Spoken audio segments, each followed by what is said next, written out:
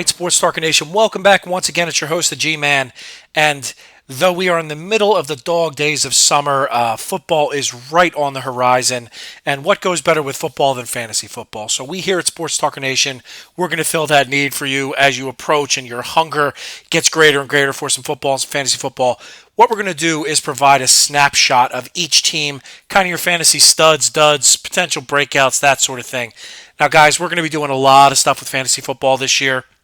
We're going to obviously do all the player recaps and rankings and projections and everything else.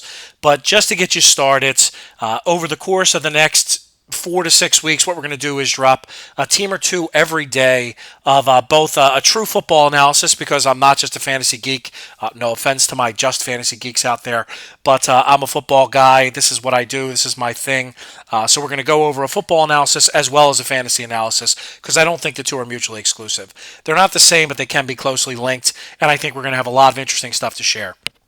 As it gets closer to the year and it gets to college football as well, we're certainly going to do some handicapping. We're going to talk about gambling, because that is one of my many vices, but I do love to gamble. So there's going to be many things we talk about, but fantasy football is certainly going to be at the core of what we do here at Sports Talker Nation. So over the course of the next few days, just keep an eye out for some podcasts coming about individual team podcasts regarding the fantasy forecasts and projections. We'll tell you who to go after, who to target, and what's going to happen as the year goes by. But with that, thank God that football and fantasy football are close to returning. I'm your host, the G-Man, and I am out.